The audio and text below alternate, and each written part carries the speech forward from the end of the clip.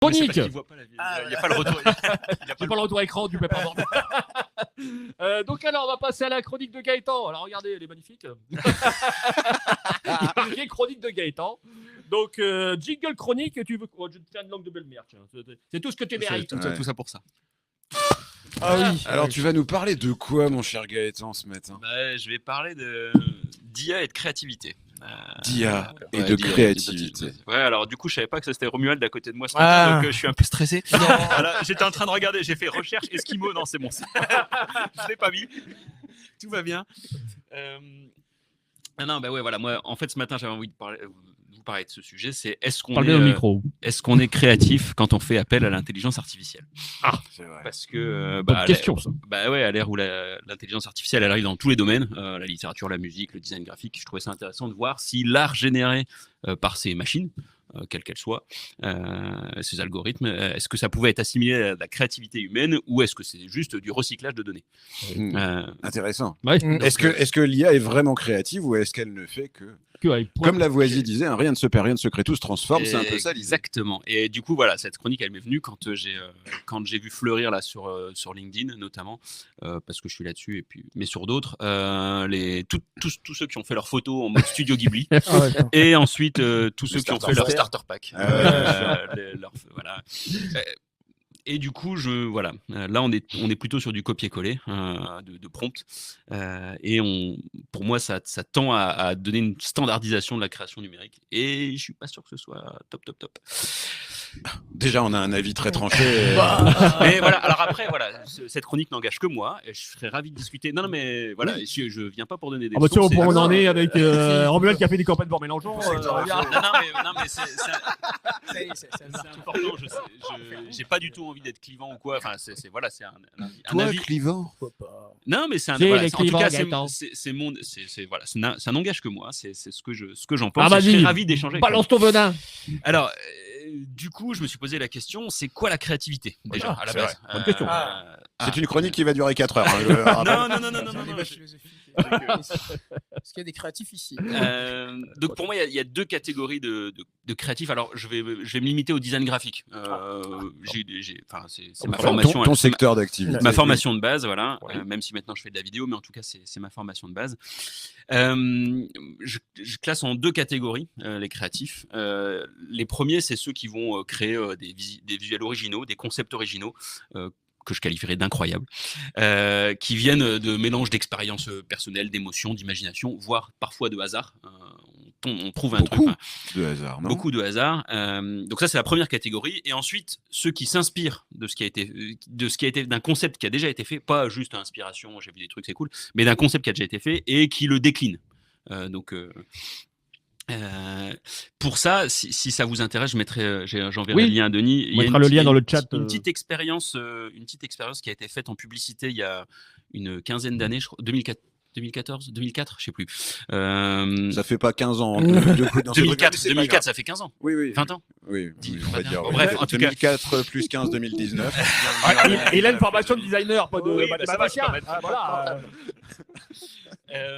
En fait, où ils avaient fait cette expérience ils avaient pris deux créatifs, ils les avaient promenés dans Londres pour les amener dans une salle de réunion, on va dire. Et dans cette salle de réunion, il y a un gars qui leur dit, bah voilà, vous allez devoir créer un visuel, un logo, une enseigne pour un taxidermiste. Donc celui qui embaume les animaux, j'allais dire, qui empaille. Et donc voilà. Et le gars qui leur demande cette création leur donne une enveloppe avec un papier dedans, un truc. Il dit bah ça c'est pour la suite. Donc les gars, je crois qu'ils ont 2 ou 3 heures. Ils font leur truc et ils présentent donc ils présentent leur truc avec un ours, des petites ailes, enfin bref une lyre, peu importe. Ils expliquent leur concept, pourquoi ils ont créé ça, machin, les portes vers le paradis. Et en fait, ils ouvrent le petit doc et c'est exactement c'est exactement la même chose. C'est vraiment, il y a l'ours, les petites ailes. Et en fait, derrière, ils remontrent en vidéo tout le parcours de ces deux gars dans Londres où en fait, ils l'ont fait passer devant un zoo avec les portes, avec l'ours, en fait, ils ont mis sur leur chemin tout un tas de visuels inconscient, enfin en tout cas, comment on appelle c'est la phénoménologie de la perception, ça s'appelle. Voilà, j'aurais pas dit mieux. Mais voilà, et finalement, tout ce qu'ils ont vu ce matin-là les a inspirés pour faire ce truc. Ça les a orientés. Et donc voilà, donc je me suis dit, ces gars-là créatifs, ouais, ils sont inspirés de tout ce qu'ils ont vu et ils ont créé ce truc. Mais tout ça pour dire que quand on crée quelque chose, c'est inspiré de de notre expérience, de ce qu'on a vu. Et du coup, l'intelligence artificielle, ChatGPT ou d'autres, finalement, on peut voir ça comme un cheat code. J'appelle ça comme ça. C'est cheat code. Ouais, les enfants qui disent ça. C'est un cheat code. What does it mean? C'est la triche, d'accord. Okay. C'est le DN Crow. C'est parce que tu leur as interdit de faire leur devoir avec ChatGPT. Non, mais voilà, puisqu'en fait, finalement, l'IA, elle nous permet d'avoir accès à toute l'inspiration numérique qui existe déjà. En fait, on a accès à cette bibliothèque de tout ce qui est en ligne. C'est comme ça qu'elle a été nourrie. Ouais. C'est toujours parcellaire en vrai, mais c'est un autre débat. En fait, c'est ça qui est gênant. C'est pour je veux pas casser ta chronique, mais en gros, voilà. Mais un petit peu quand même. Comme ça, je pourrais conclure. Non, mais c'est tout ce que tu dis. C'est déjà l'art, c'est déjà ça. T'apprends. Enfin, si t'as fait des études de design comme moi et tout, t'apprends copiant, t'apprends de t'émettre, t'apprends à faire de l'art de dérivatif. Bien sûr. Batman de Intel, c'est pas le même Batman que l'autre et tout. Ce qui va faire la différence, je dirais, qu'une machine, c'est rien, c'est quoi à dire, mais les émotions, le vécu que t'as avec, t'as pas la même relation au monde en fait. Il n'y a pas de relation au monde. Elle a juste, c'est juste bête. Et en vrai, moi je critique pas les IA. C'est comme Wikipédia te faisait gagner du temps, mais ça faisait pas de toi un chercheur. Là, les gens faire de la réplique de quelque chose ne fait pas de toi un créatif, je pense. Voilà. C'est ça. Et donc, du coup. Voilà, en tout cas, on pourrait dire que l'IA est créative parce qu'elle a une base de données énorme, comme un designer qui a tout ce qu'il a vu, toutes les émotions, tous ces trucs-là. Et à partir de ça, quand on lui donne un sujet, il crée. Et du coup, on arrive comment on crée avec de l'IA. Donc, le prompt, je pense que tout le monde sait la consigne qu'on donne à cette intelligence, voilà, qui est devenue un peu la pierre angulaire de cette création numérique. C'est une phrase, on lui dit, voilà, il faut que tu me crées un visuel avec ça. Et sauf que depuis, c'est arrivé encore plus là avec Ghibli et puis les starter packs, c'est que, en fait, voilà, il y a ce que je qualifierais d'influenceurs IA qui balancent des prompts et qui disent regarde, ça fait trop bien. Et du coup, tout le monde copier, coller, change le nom. Je mets plutôt qu'une valise, un appareil photo, machin, et hop, ça me sort un truc. Ça me sort que j'estime comme créatif parce que putain, j'aurais pas fait ça avant. J'aurais pas pu le faire si j'ai jamais été designer. Voilà, j'aurais pas pu faire ça. Et du coup, au lieu de créer leur propre visuel pour montrer leur métier, ce qu'ils font, on copie-colle et du coup, on arrive à une standardisation du truc et je pense que là, on est plus dans la création, on est dans la copie. Et puis là, du coup, ça veut dire que pour finir, le manque de créativité, c'est pour finir dans l'absence de prompt. C'est que tu as copié-collé un prompt quasiment, tu as changé quelques trucs. Mais tu peux être créatif en créant un vrai prompt sur l'IA qui va te générer un truc plus original. Pas vraiment. Mais en fait, les gens, ils emploient des termes, ça veut plus rien dire. L'enjeu, c'est pas être créatif, en fait, c'est être auteur ou pas. L'auteur, c'est Ghibli, par exemple. C'est Miyazaki qui a créé ces livres. Ah oui. Et les autres, tu peux copier les styles, ça a toujours existé. Il y a des gens qui étaient des copistes ou les élèves d'eux. Là, c'est parce qu'il y a du marketing d'ailleurs, donc les gens se prennent la tête. Le débat, il est déjà tranché. C'est la propriété intellectuelle a dit qu'est-ce que c'était que la créativité par IA. On se dispute sur la marge, mais on sait à peu près. Tous les studios de jeux vidéo, par exemple les studios, ils ont interdit ces outils-là depuis bien longtemps. Tout simplement, alors moi, c'est la caricature que je fais. Le plus grand prestataire de droits d'auteur, c'est Disney. Il n'a pas envie de se faire voler des trucs. À partir du moment où il capte justement que comme Ghibli, on va juste pouvoir copier. Déjà, ils ne toléraient pas ça avant quand c'était des humains. Ils vont taper dedans. Donc quand tu sais qu'ils vont taper dedans, le problème est réglé. La question, c'est pas de savoir, c'est est-ce que tu es auteur de ton truc ou pas. D'accord. Et est-ce que ça va créer de la norme. Je pense que l'effet de mode va passer, moi. Rappelez-vous tout ce qu'il y a eu. À un moment donné, c'était les trucs à la... comment on appelle ça tout le monde copiait aussi Gorillaz, par exemple. C'était le style graphique. Et tout le monde faisait ça. À un moment donné, tout le monde copiait Spotify avec les effets dégradés parce que l'outil permettait de le faire. Mais c'était devenu très nul. Tu t'ennuies, puis on passe à autre chose parce que, alors moi, bizarrement, je trouve que c'est un bon challenge parce que pour moi, l'IA permet de faire sortir les tendances, ce qui plaît en fait. Tout le monde aime bien Gimli, ça fait ressortir ce qui plaît en masse en fait, et ça oblige aussi ceux qui font ce que j'appelle du basique à se bouger le cul. Les gens qui génèrent des choses un peu pas si travaillées que ça que tout le monde peut faire. On voit bien que Miyazaki, tout le monde a reconnu son style et que c'est impossible. Les gens se disent bah non, on va pas le copier comme ça. Par contre, pour le reste, je pense que ça peut être un bon challenge pour les dessinaeurs et les graphistes de dire faut pas que je me contente de ça. Ouais, mais exactement, ça peut être changé. Moi, à l'inverse, qui ne sais ni designer ni dessiner, pour pas dire graffer, l'intelligence artificielle me frustre. Je lui donne mon prompt, il sort pas ce que j'ai dans ma tête. Et c'est pour ça que il pourra jamais, parce qu'en fait, imagine quand moi, je vais donner un exemple, moi j'ai fait le test parce que je suis un salopard, j'ai demandé à une IA un prompt qui tourne en boucle, là, que vous pouvez aller voir, qui s'appelle Dessine-moi un mouton. C'est la grosse blague. J'ai demandé à une IA de dessiner un mouton tous les jours. Déjà, elle comprend pas ce que c'est qu'un mouton, elle comprend pas forcément la référence au Petit Prince, elle comprend pas moi les blagues que j'ai derrière, donc elle va me générer des moutons. Et elle les dessine, des fois elle les met en 3D, et elle change tout le temps. Elle n'est pas capable d'avoir une constance, et la constante, elle est humaine. Il peut la simuler au maximum, mais c'est un humain qui va cadrer. Et on se rend pas compte que quand toi, tu as une intention, tu as déjà plein de trucs qui sont passés dans ta tête. Quand tu dis juste mouton, tu as déjà mis 36 000 prompts. Le sujet fait réagir. Hein. Nous avons Olivier Carpe qui dit c'est de la pub ChatGPT 4.0, ça buzz. Oui, voilà. D'ailleurs, Olivier, te fait des gros bisous. Salut, Olivier Carpe, j'espère que la pêche a été bonne. Et Alexia Chapuis qui dit je suis d'accord avec toi, Romuald. Salut Alexia, on te fait des gros bisous aussi. Merci d'être à l'écoute. Alors, il y a un truc qui me frustre aussi, et puis je te laisse. Donc, moi, je suis nul en cuisine. Je mets des prompts pour me faire demander à ChatGPT de faire la cuisine, il me le fait pas. Donc, bientôt, ce sera un j'en ai marre.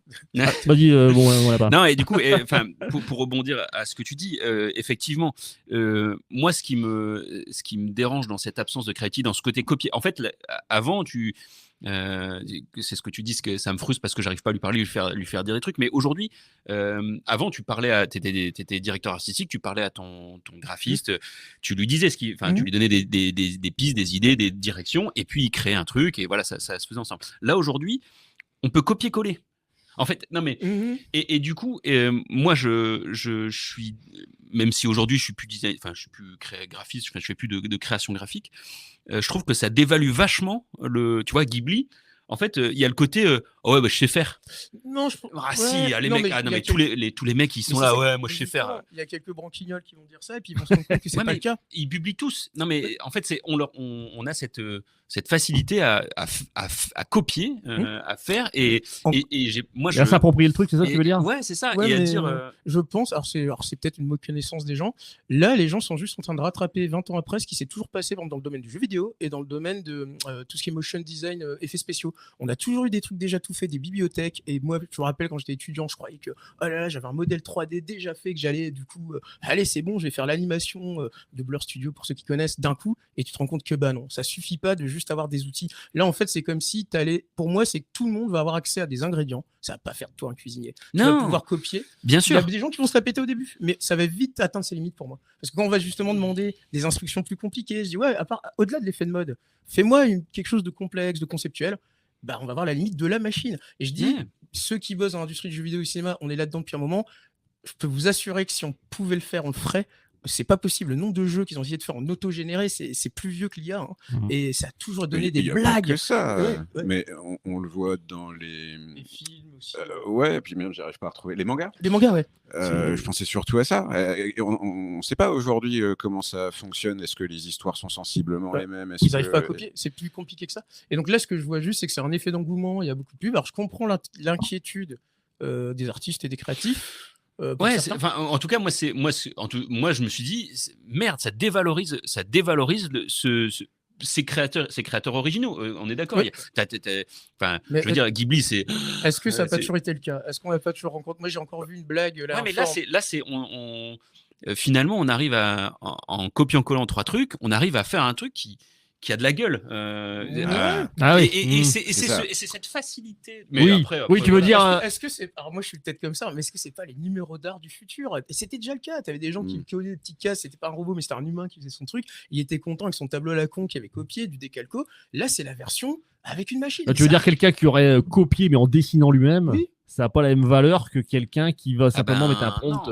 Pour moi, c'est du numéro d'art. Parce que le mec, il a déjà un talent de dessinateur, quoi. Non, c'est du numéro d'art. Mais ça dépend. Non, mais je suis incapable. Je suis capable de copier un prompt. Je suis incapable de dessiner comme Miyazaki. Avec un calque aussi. Ah, avec un calque, oui, mais je veux Bien dire, sûr, vraiment mais là, c'est ça. dessiné. Mais là, c'est un calque. Et ça Ouais. prend, enfin, Vachement plus de temps. C'est voilà. Mais- En 3 secondes, on a balancé 12 visuels. Mais donc, donc, moi, je suis content. C'est un truc de quantité, pas de qualité. Les gens viennent se rendre compte qu'il y a, en gros, comment ça s'appelle, j'ai oublié le nom de l'outil. Mid-journée. Mid-journée fait de façon très vite calque et numéro d'or en allant chercher des pictels et en mélangeant. Il y avait déjà des artistes qui faisaient ça, hein, qui copiaient vite fait, qui faisaient tiens, je prends la tête de Naruto que je mets chez machin, je recopie, je le fais. Là maintenant, il le fait dans les sites spécialisés, ça finissait par être dans le bas du panier. Parce que qu'est-ce qui est en train de se passer avec l'IA? Je trouve ça génial. C'est qu'ils cassent la valeur d'eux-mêmes. Il y en a tellement qu'ils le font qu'à un moment donné, ça devient de la masse. Et le truc en question que les gens ont fait perd sa valeur parce que tout le monde peut le faire. Donc ça se tape la honte de faire ça. Et en plus, comme ils se copient les uns les autres, au final, c'est très bien. Ils créent une sorte de comment dire, ils s'étouffent eux-mêmes. En fait, c'est au bout d'un moment, là, tout le monde a fait Ghibli, tout le monde a fait ça. Mid-journée, je suis désolé, on reconnaît le style Mid-journée. Tu sais que c'est l'IA de Mid-journée, c'est devenu. Et elle peut pas revenir en arrière. Elle a tellement copié comme une grosse bourrine pour faire ces trucs que maintenant, c'est devenu un style à part entière, qui est un mélange d'ailleurs que moi j'appelle l'omni-art. C'est le style du concept art du milieu industriel normé. C'est le truc un peu chiant. Moi, je me suis amusé à demander, vas-y, fais-moi Dune, fais-moi. Il fait toujours un peu la même chose. Bon, voilà. Il reste 3 minutes à Gaëtan pour finir sa chronique. non, mais- On refera une émission spéciale. Vas-y, reprends 1 heure sur le streaming. Non, c'est voilà. C'est En tout cas, intéressant. moi j'avais cette sensation que quand on allait copier un style dans l'IA, en fait, et pourtant je fais plus de création graphique, mais pour moi c'est un côté dévalorisant. Pour celui qui a créé ce truc-là, et on a trop de facilité à copier. Avec un calque, ça prenait quand même 1 heure. Tu vois, et c'était pas, enfin. Mais si c'est ça, oui, ça peut permettre de gagner du temps, c'est vrai. Moi, je vais prendre un exemple qui a rien à voir, mais la création de chansons, donc de textes. Vraiment, on va partir là-dessus. David Bowie, à son époque, il avait découpé des articles, des phrases, des mots, etc. Il avait mis ça dans un mélangeur qu'un mec avait codé pour lui. Un truc très très basique, parce qu'on est quand même dans les années 60 à ce moment-là. Et il a pondu une chanson comme ça. Finalement, c'est exactement le même principe que l'intelligence artificielle, mais à vitesse. C'est massifié. À vitesse Et accélérée. puis moi, je tiens à signaler que même avec un calque, je rate mon dessin. Visiblement, c'est pas ton taf. Alors, en tout cas, voilà, pour conclure. je sais pas si Allez, c'est Jean-Claude. conclure, parce que c'est un sujet qui. On conclut, Jean-Claude. En tout cas, si on veut bosser avec de l'IA, parce que voilà, tout le monde bosse avec de l'IA, c'est normal, c'est un super outil qui permet de faire gagner du temps. Mais je me dis qu'il faut quand même prendre le temps de personnaliser ses prompts, de se dire, tiens, de la même façon qu'on est créatif avec son crayon, on peut être créatif avec l'IA et dire, je vais tester ça, je lui fais comme ci, comme ça. Enfin, même si après on peut reconnaître des styles d'IA, mais peu importe, ça peut devenir l'IA peut devenir ton graphiste si t'as envie. Mais en tout cas, voilà, personnalisez vos prompts parce que Au maximum. Copier-coller, effectivement, une fois que, comme tu dis, après ça se tape la honte. Il y en a 8000 et donc il n'y a plus du tout d'originalité, on n'est plus créatif puisqu'on fait la même chose que les autres. Et voilà, on peut se tromper encore plus avec l'IA. Alors après, on peut rentrer dans le débat. Ouais, tu vas faire combien de prompts, ça va te coûter combien de litres d'eau de faire tes expérimentations avec ChatGPT. Combien de centrales électriques tu vas Combien mobiliser de polaires chez les Inuits? C'est ça. Donc voilà, il y a aussi cette mesure-là. Et donc voilà, si on veut être créatif avec de l'IA, je pense que faut être original dans la manière dont on la guide, les questions qu'on va lui poser, les ouvertes, les expérimentations. Et puis, moi, j'enlèverais aussi dans le style de. Ah oui. Moi, je suis pas d'accord. Mais non, parce qu'en fait, désolé, je confie, mais déjà dans l'art, si tout l'IA, on a toujours fait ça. Alors, j'ai rien contre Miyazaki, mais le style de Miyazaki, c'est pas juste le dessin, c'est tout l'univers en soi. Et donc, il y a même des styles artistiques. Donc, le fait de copier, de faire la même chose, fait partie du truc. T'as des maisons de comics edition, ils vont prendre des auteurs qui se ressemblent très près. Alors après, le gars, il a sa petite patte à lui, mais c'est fait exprès de créer ce truc du genre, on crée quelque chose de normé qui n'est entre guillemets pas original. Moi, je me suis inspiré des Inuits. Est-ce que l'IA va savoir, va avoir suffisamment de... Non, c'est un outil. Ouais, c'est ça. Non, mais donc, voilà. et d'où le. Non, mais d'où le. Mais ne mets pas dans. Enfin, moi, je mettrais pas dans le style. On prenait une émission spéciale. Et surtout, et pour terminer. Retrouvez les vendredis prochains dans le débat. Non, mais c'est trop bien. C'est les nouveaux Luc Ferry et Daniel Cohn-Bendit. J'adore ça, moi. C'est vrai que ça dépasse un peu le code de la alors, le mot de la fin, mon cher Gaëtan. On peut aussi continuer à bosser sans IA. Oui, c'est vrai. Et prendre son temps. Si on a envie de créer des visuels, si on a envie de C'est créer des trucs, expérimenter Ah oui. autrement qu'avec ça. en foutant un prompt dans le Comme on peut ChatGPT. partir en vacances sans GPS. Voilà. C'est vrai. Tout à fait. Exactement. Moi je le ferai pas, super mais je le pari. ferai plus, mais bon. Je me souviens d'engueulades à cause des cartes de France. Bon, C'est ça. voilà, c'est vrai. on Bah, prend les voilà risques, quelque hein. chose qui Des a cartes disparu divorce, des des cartes voitures divorce, je vous le C'est dis. ça, hein. de toute façon, la Non. sortie, elle se trouvait toujours dans la page d'après. Où t'as failli mettre les gosses dehors et tout. Hein, donc, Bon, allez, merci Gaëtan, bravo pour cette chronique. Merci. Super, l'applaudissement. Hein. Alors, voilà. J'utilise qu'un bouton en fait.